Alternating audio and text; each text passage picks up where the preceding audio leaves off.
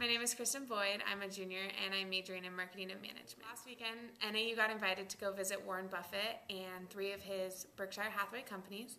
We got to visit Nebraska Furniture Mart, Borsheim's, as well as for the first time we got to see Oriental Trading. And it was really great to get to see the companies, but also one of the best parts was the question and answer session we got to have with Warren Buffett. One of the things that really stuck with me as a management major was what Warren Buffett looks for in a management team. And he said that the managers of the companies that he's acquiring don't have skills that can be taught. So these people have high energy, they're passionate, they wake up every morning loving what they're doing. And he says what's most important is those people wouldn't want to be doing anything else. And he goes to work because of 2 things. He gets to paint his own painting.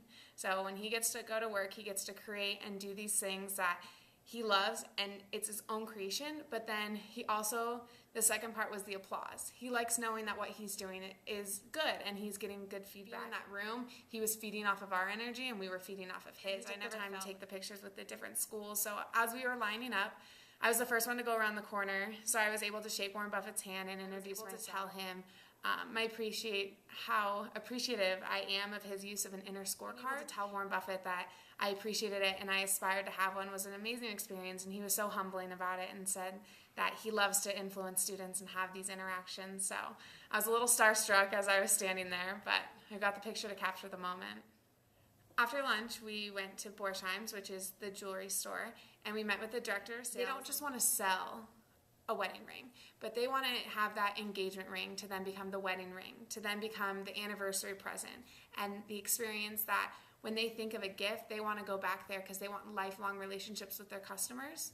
And that was another thing that was evident in Nebraska Furniture Mart. So these companies Warren Buffett has, you see his values and his ethics throughout the whole day. After Borsheim's, we went to Oriental Trading, which was one of the newly acquired businesses, and we got to meet with the CEO, and so he got to discuss his experience with being acquired by Berkshire Hathaway. One thing that was interesting that we heard with Warren Buffett, when he acquires a business, he can tell within the first 2 to 3 minutes if it's a business he's going to acquire. And what the CEO really expressed about his experience working with him is that they have the autonomy and the freedom to do the things that they want to do. So they're not looking at, we have to meet these quarter sales or we need to have this certain amount of inventory.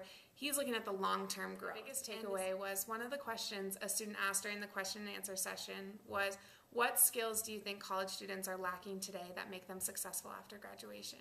And his response was the ability to communicate.